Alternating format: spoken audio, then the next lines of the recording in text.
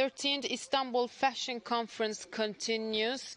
The agenda is full. It is so informing.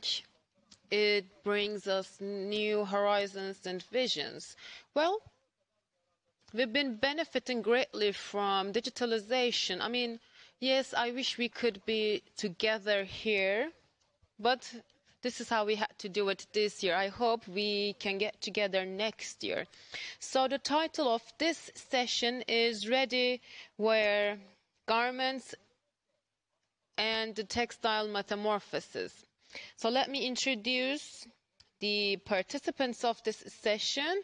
Professor Dr. Işık Tarakçıoğlu is with us as the moderator, whom I will give the floor shortly. Also, Dr. Çağlar Sivri from Bahçeşehir University is with us. Evtex company owner İsa Dal is with us in this session. And we have a German friend with us who is the general manager of Rudolf Chemie. Günter Duschek is with us. And this is the fashion conference, so that's why we have a fashion designer with us who is Arzu Kaprol. And without further ado, I shall leave the floor to our moderator because time is crucial here. And I'm giving the floor to Professor Dr. Işık Tarakçıoğlu. The floor is yours. Thank you, Barış. Dear audience, dear panelists, I want to greet you with love and respect. And in order to use our time efficiently, let's start the session immediately. Humankind has worn their clothes to cover up and to embellish themselves. But in the 21st century, they expect more from clothing than just to be covered. Of course, for health, a lot more is expected. So this brings us an area that is functional garments.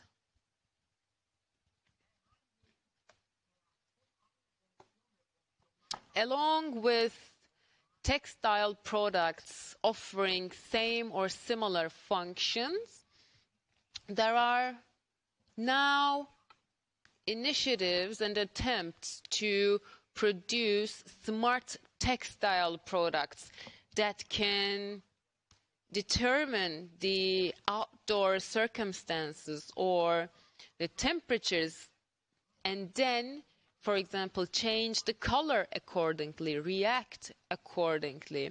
That can keep the person warm or cool according to the need. And this is getting more and more widespread. After determining a change, identifying a change in outdoor environment, textile products can decide accordingly and they can react. And of course this requires a processor, and that's why they are called fully smart textile products or wearable electronics. This is where the future lies. Functional or multifunctional, semi-smart or fully smart products, nanotechnology processed products, high quality or high performance textile products. They all have one thing in common. It is information dense textile products. Info dense, well, welcome to the age of information. Biomimicking or biomimetics, I mean, this is rather new. Maybe some of you heard this for the first time from me. They literally mimic natural processes or natural beings to come up with new solutions. That's how the science field is. So what's the relation with textile? Well, if you are curious to know the answer, then let's give the floor to Dr. Çağlar Sivri from Bahçeşehir University to hear what the answer is. So, Mr. Çağlar, the floor is yours. Hello, everyone. I am an academic at Bahçeşehir University, and this has been my field for many years. I had former positions in R&D centers and so, but I mean, let's face it, let's accept it. We are facing a great challenge as the humankind, but when we had to lock ourselves down, we let nature rule, and it could, recover a bit. But unfortunately, when life started to go back to normal, this recovery came to a halt as well. There is still this serious global warming problem going on, which will make ice melt in poles, and this is going to rise sea levels. As you know, the Antarctica or the Arctic regions are the stores of ice, but when that ice starts to melt, the sea level is gonna rise, and this is gonna bring great hazards. I've been focusing on poles for a couple of years now, and I had a presentation focusing on the Arctic animals and the interpretation of their processes to our, for example, textile industry or wearable solutions. And I started working out with a company, also with my colleagues, for example, Said, Ozan, or Gül. We focus on pole clothing and pole garments that brings about many different approaches and different uses of materials. Of course, this requires high performance materials, but we have to produce these materials with through using the least amount of energy possible.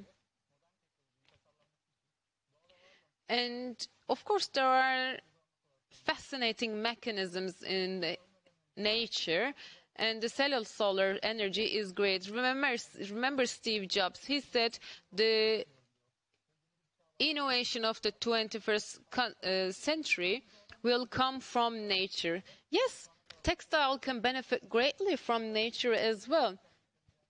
Self-cleaning products, for example, breathable fabrics, lightweight clothes that can be really durable, inspiring from spider webs. Like we all know, resources are limited, so we need efficient ways. The efficiency brought 9 million species to this day, but now it is up to us to help them survive. So that's why we need new mechanisms.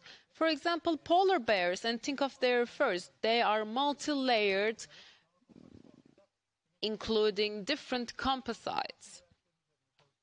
I actually brought this mechanism to one of my experiments so that I could come up with a sustainable approach.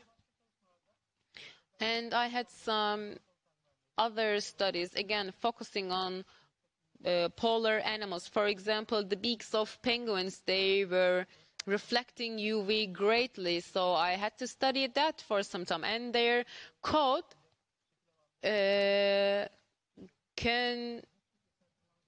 really endure harsh winds, and the form is really great in their coats. So it was really inspirational for me too. For example, the mechanisms of the Arctic animals can be used for many different materials, such as polymers. And we carried out, for example, nanogarments, nanocomposites, and a lot further can be done. I mean, if I can find the chance to visit poles, then of course I might come up with different studies, but there is something really valuable that I learned. Of course, we cannot stop consumption, but we can be aware. We can decrease our consumption. We can inspire from nature instead of just consuming it, because we don't have much time.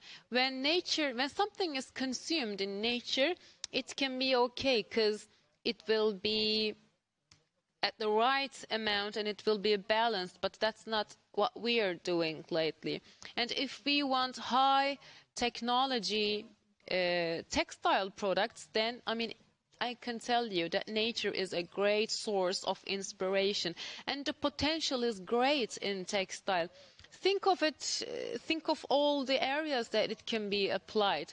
Automotive, aviation, many different fields of commerce and so. For example, when we have to go to the pole, we need personal protective equipment, and smart textile products is a great solution to this need. And again, in textile or fiber products, fiber can be used in many different areas for textile, and it again has a great potential. So let's be aware. Let's see nature's call and let's take sustainable steps. Thank you so much for inviting me to this conference, and I hope it'll be fruitful for all of us. Thank you so much, Dr. Çağlar Sivri.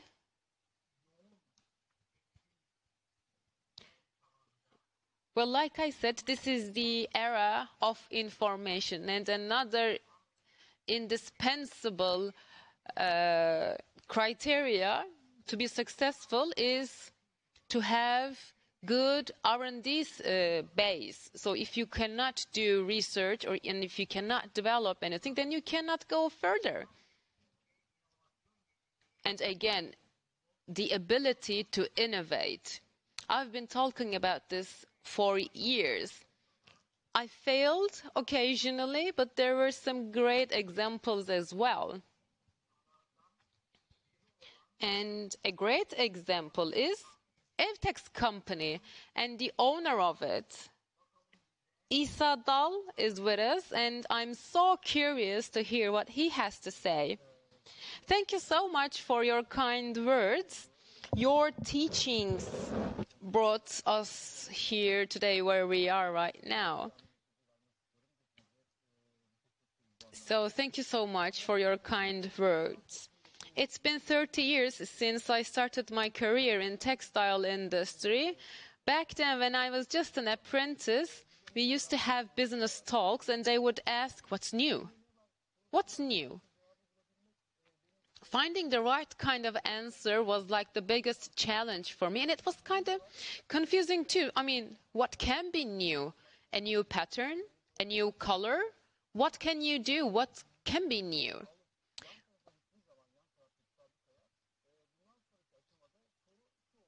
A lot can be new, but it is followed by a really specific question. How much would that be? Well, price. You have to be really competitive in terms of price, because otherwise you will lose immediately. You had to be superior with your prices. So at that exact moment comes in innovation. You have to innovate. You have to come up with new. So I always had these thoughts in mind, and I never forgot that I had to be innovative. So I wanted to have this something that was totally sustainable and environmentally friendly. And we started to look for anything new. Academia helped us greatly, but the biggest challenge was also academia, because the university was not aware how serious and strong the industry is, and industry was not recognized in universities. So we had to break this vicious cycle, and that's where I had to step in. And it was a great decision, because I got to meet a lot of great people. We still have ongoing studies with many universities, and I'm also an academician in a university, and I'm continuing my master's degree, doctorate degree. And then we, of course, had many conferences, meetings, cooperations, interdisciplinary efforts. So throughout this process, we learned a lot. The only thing that was left to innovate. And we had to be patient because that process was gonna be long. I mean, then, yes, okay, the solution came. And you now have a product. And then how are you gonna commercialize it? I'm sure, my dear professor, you know this well, because this is one of the most challenging aspects of innovation. You should never lose hope. You should never surrender. You must be open to new roads and new experiments. I mean, we tried. Yes, we tried a lot. We tried to do our research. We tried to develop. We tried, came up with the right materials. And then finally we got successful. We received a TIMCO Special Award. And in 2018 we received the Istanbul Industry and Environment Award. And then at the same year, we were once again rewarded because we were using our sources really efficiently. And those rewards motivated us greatly to do even more. Yes, we came up with a lot of products, but function was always a question mark. We wanted to be really clear and straightforward with the functions of our products. And at this point, I want to tell you something about it. We developed antibacterial, sustainable, ecological products, and we went to Germany once to introduce our products to a customer, and I said, now look at all the shelves. Those are all synthetic microplastics, this and that materials, which causes a great deal of pollution, and sustainability of your products are a big question mark. Our products have 100% cotton, it's sustainable, this and that. The customer loved the presentation and everything, but then asked me this. Then what am I, okay, your products are great, but what am I gonna do with my 10 million worth of stock? And how am I gonna teach and convince my customers, he said.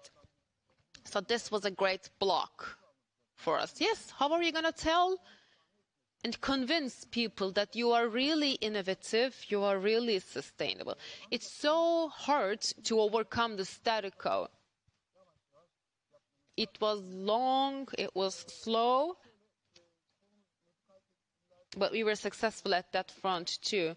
So the title of the session is Ready-wear and Textile, and it's Metamorphosis. So let me tell you a story. Between 2014 and 18, I was so busy. I used to attend 18 to 20 expos a year, may it be in States, in China. I would come back sick to a level of having pneumonia. Then what did I do? I focused on how to solve it.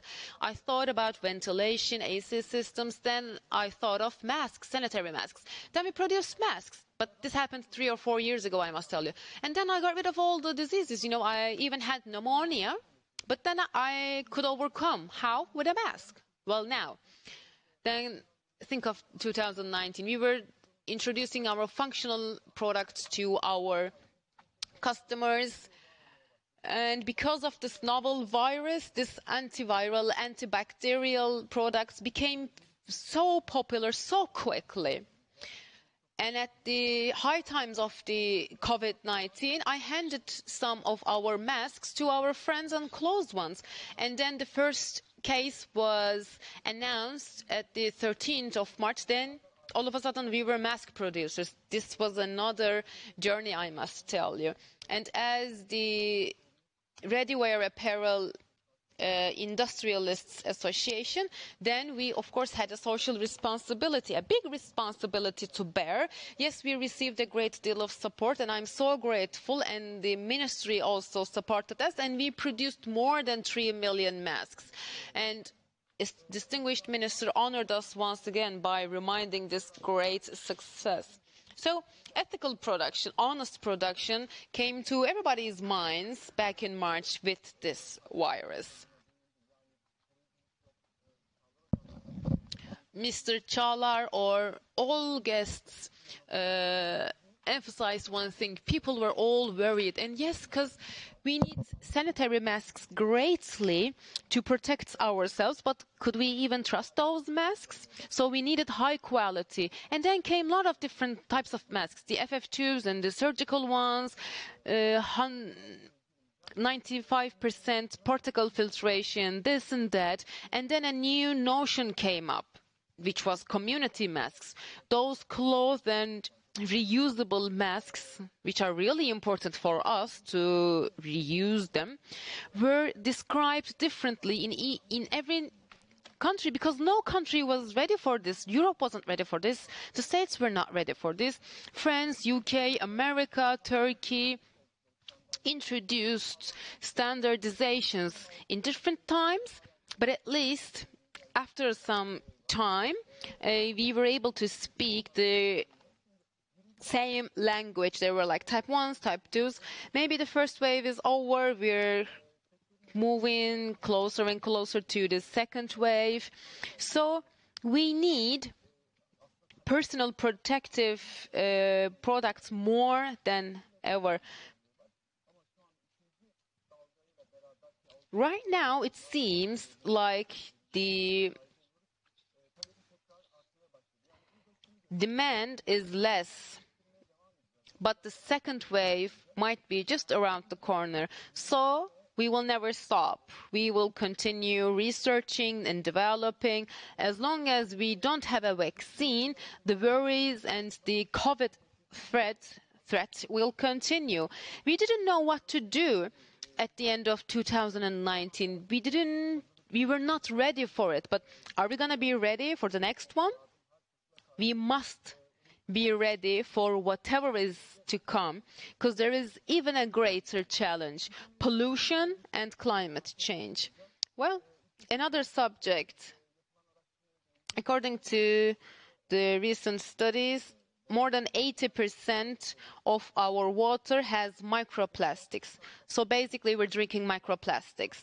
And the waste that is generated in this nation is not a burden and a problem to us, but to the entire world. You know, we have an 8th continent now that's made of filth and garbage.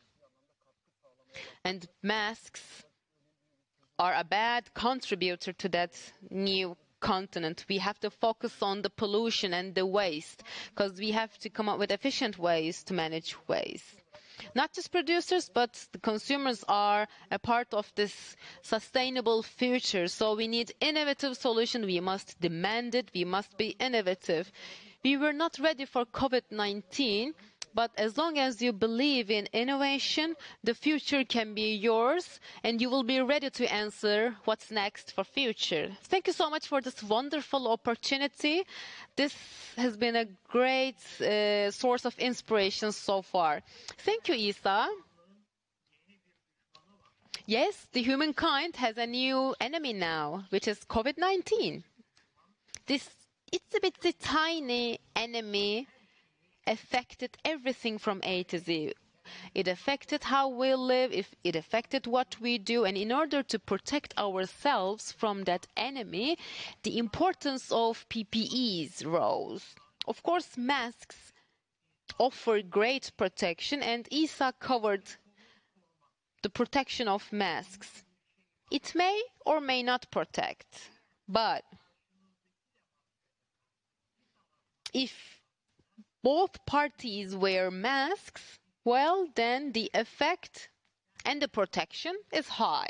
So I will protect you and you will protect me. This is how the approach should be with this virus. And in such a period, well, Turkey had its ups and downs in the beginning because we couldn't supply enough masks, but hand in hand we got over that, and now a great opportunity lies in front of us. Ready-to-wear garment industry is perfect in Turkey, and right after China, when it comes to masks or PPEs and the production capacity and the abilities, well, Turkey is a front runner. Let me share you some figures and give the floor to the next speaker. Dr. Gunther Dushek will take the floor in a couple of minutes. But first, some figures. In January,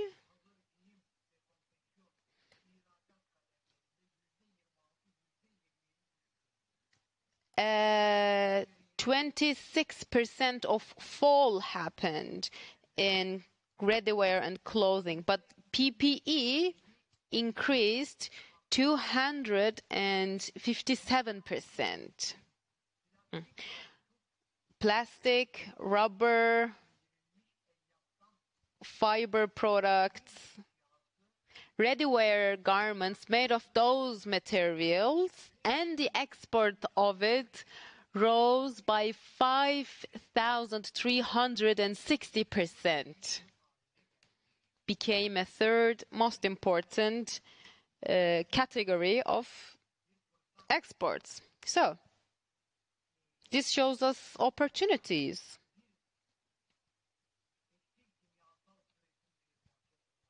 And as a textile chemicals producer company, Rudolf Chemie General Manager Gunther Dushek is here. So I'm so curious to learn. What can we do? What are the opportunities? The floor is yours, sir.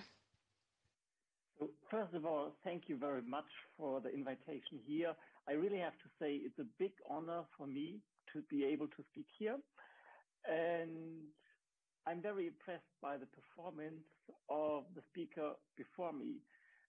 You were touching topics which are most relevant for us as a chemical manufacturer. I can really say that we as a chemical manufacturer are more than happy to partner with Turkish textile industry because we always find a very high competence there. We had, of course, the topics of sustainability, of climate change, of functional textiles. All that was on our list. But then this year, surprisingly, in January, the COVID-19 pandemic has turned the textile industry completely upside down, confronting all of us with completely new challenges. We had to learn, especially during the lockdown, which we had also here in Germany and in many fields in the world, that it is necessary and important to adapt to the new situation very quickly and focus on our key strengths, which is chemical competence. We have more than 100 people in R&D. We have a worldwide production and service. And we would like to partner with our customers. And to be honest, of course, our normal business went down dramatically. We had the impression that automotive industry was not buying anything anymore. A lot of industrial applications were in serious trouble. And obviously, a lot of people who stayed at home, who had to work from the home office, did not have a huge demand for clothing and did not buy clothes. But there was a high demand for professional personal protective equipment, PPE. We also learned that a lot of countries and the governments are not having enough PPE to protect their nurses, their doctors, and their staff. And so the fashion industry and a lot of textile industry was suddenly confronted with orders that they should now produce PPE. And we had the impression that this is not an easy task because the standard for these applications are high. And many times it's not only the chemistry who does the job or the textile who does the job, but it's a combination of fabric, chemistry, and application know-how that has really fit together to fulfill all these standards. Here was really one of our core strengths that we not only producing blue drums with some chemicals inside, but we have technical and textile expertise and experience for almost 100 years now. And so we were able to partner with our partners from the textile industry and give them support, and what was also very important, to guarantee supply, because suddenly there was a worldwide huge demand for that kind of chemicals, which was roughly 5 times higher than in an average month. And in this step number 1, I think it was very clear where the journey goes. And if I come back to the topic of this presentation here, the metamorphosis of a textile, we have learned something different as well.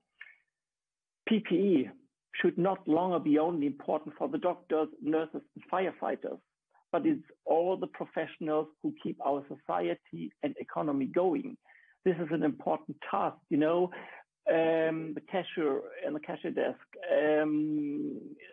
the garbage man, all that kind of functions, they keep our society going, and we call them everyday heroes. And also their uniforms can be treated like a PPE. They can have a similar performance, maybe a different construction, maybe a different optics, but this was step number 2. And so we transferred the principle of the classical PPE to from healthcare settings in other fields of application. We really believe it is essential and possible to unite fashionable work outfits with the performance of a PPE by combining personal protection and wearing comfort and well-being. We can guide these people through a more safe everyday life. Then there came the phase 2 of the lockdown. After 1 or 2 months, the lockdown was eased in Germany, and we found that a lot of people have seriously been concerned. They went out, but people had to keep the distance. There was no handshaking, no hugs, no events with families and friends, and I think this was painful for all of us. And we also learned that when you meet sometimes, people are worried, even when they meet you, that you might infect them. And yes, the face masks were becoming a big issue, but also we saw that this vulnerability was an ideal birthplace of a technical innovation. And textile industry was always creative, was always adapting to this new situation very quickly. And we saw that there is a time of a change. So our question was, how can we contribute? How could we help that everyone feels a little bit safer being at home or at sports or at work or school, and still doesn't look as if he would wear a gown or a professional uniform, but on his daily outfit. And we created a new concept together with our partners and the textile engineers, where we support the textile industry with a skillful combination of protection, fashion, and comfort as a fundament of well-being. And then, of course, the third task was, can a textile help us to be protected against the COVID-19 pandemic and the virus itself? And by education, I'm a chemist and a scientist. Also, I'm managing director of the Rudolph Group today. And I have to differentiate here now between a technical performance and a technical task on the one side, and the legal regulations and laws for biocidal claims on the other side. The speaker before me already mentioned that Europe, USA, Turkey, Asia, and many countries have different regulations. And if you do the wrong claim, it could be either misleading or, what even worse, you could be fined. You can really run into legal problems. Once again, we were using our experience. We have focused also on the development of biocidal products for textile for more than 20 years. And out of that, we tried to cover topics like odor control, bacteria control, and many other fields. So we were pretty much aware of that kind of regulations because we export our chemicals in all over the world. And we have more than 50 years of experience on the topic of antibacterial silver.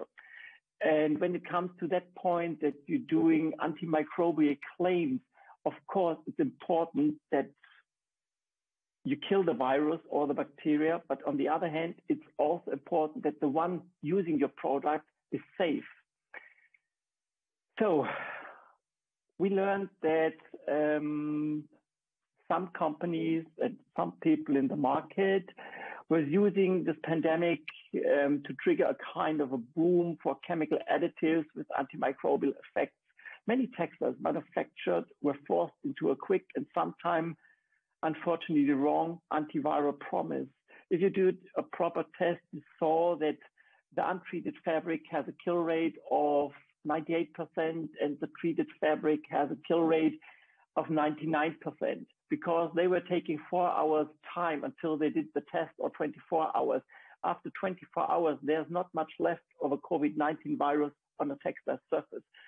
So our target, our game was, of course, to work more scientific. And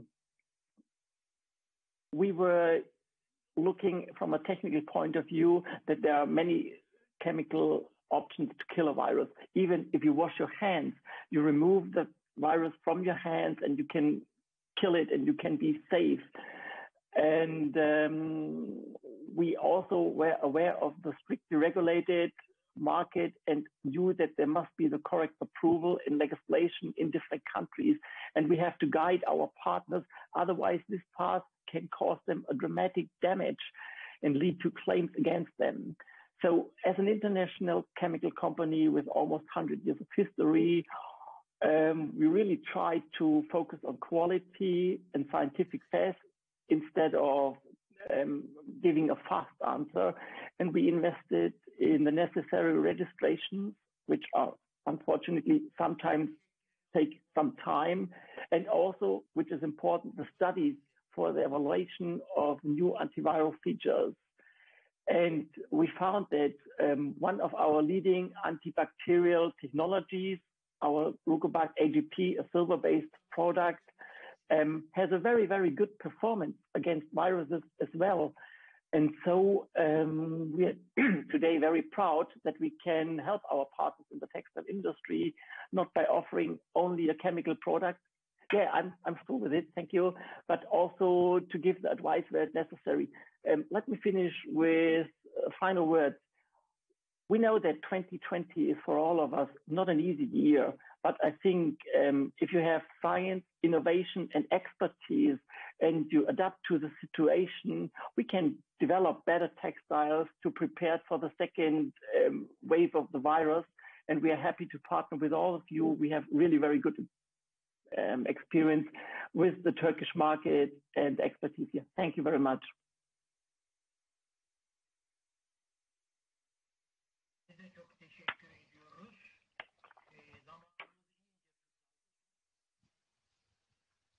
We're really short of time.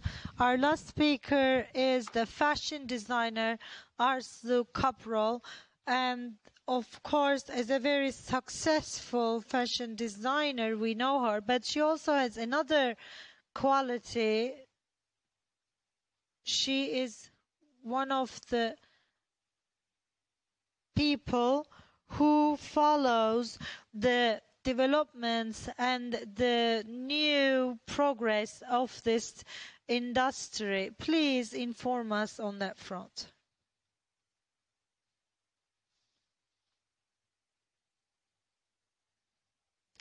Thank you so much. I'd like to thank to our dear Professor Işık. That's a very major, important panel. Thank you so much to our fellow speakers. They have explained a lot of nice information. And as a designer in this industry, I'd mostly like to focus on the new parameters. And if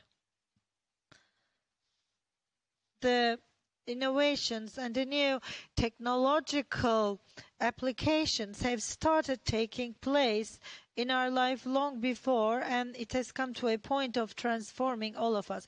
I want to rather focus on e-textiles because the future and fashion and industry will be based on e-textile. Mostly the e-textiles now are about biometric measurement and creating heat or creating lighting, and mostly it's been used for the medical industry. So right after that it was used for defense, and then the sports, and the lightest, the smallest category is about aviation and fashion. So you know me, of course, as a fashion designer, but major interest and where I'm heading towards and where I'm creating more added value and creativity is the wearable technologies. So the wearable technologies, smart textiles and e-textiles are pretty much the same. So if you look at from that perspective, it will always be information dense technologies, information focused technologies. One of them is a category of bioscience, and this helps us to protect from the threats like COVID. They include bioscience, and on the other hand, AI tech. AI tech is especially about giving meaning to the accumulated or collected data, because following the vital signs and to embed them into the clothing via nanoparticles and nanochips is making it possible for us to collect data from a wider compass, and they can be used as a parameter and can help accuracy of information and making it a much more meaningful monitor. IoT, the Internet of Things, and interacting with this, and this creates certain different parameters that can be measured by the smart parameters. So it's about the inductivity, and in the health and care industry, while we sleep in our beds, the doctors can monitor us and can help to follow our health. So this is helping to follow the vital signs, not through the accessory type wearable objects. The wearable clothes can include a wider area of our body, thus allowing to gather information from so many different points. And what does it mean for us towards our future? We are in Istanbul Fashion Conference. We're talking about the textile of tomorrow in terms of industry and design. The industry has a very major vision, and I hope that they adopt this vision, and the pandemic era showed this to us. Turkey is a very precious country that has a textile production industry and technology. Disadvantages may be not being used well in terms of creating fashion and fashion brand, but maybe something that we put aside. We have to own this now with technology. We adopt this with technology, and the industrial investments should be transferred to this area. If we can do this, we can actually adapt and customize the wearable industry, wearable clothing. Of course, you are a designer, you are an industrialist, but when you put technology in that equation, then it evolves into being something else. As we keep saying, the new normal, when you put this we see Gemini here. I think it will be very interesting for all of us. It is always nice to see you as well. I would like to greet our Işık professor and Ms. Arzu. It was a very interesting strategy here, and this young designers who are about to go into this business, what would your advice be to them? I want them to look at it holistically. You can't look at it on a 2D scale, and you can't just design one aspect of it. You need to be able to design all of it. Everything that we wear, we do, Okay, Gemini is with us, and he shall stay with us in the minutes to come. We had Mr. Isa Dal, the owner of Evtex. We had Professor Dr. Işık Tarakçıoğlu, and we had Günter Döşek, the general manager of Rudolf Chemie from Germany, and Arzu Kapro, the fashion designer. We'll be back with you.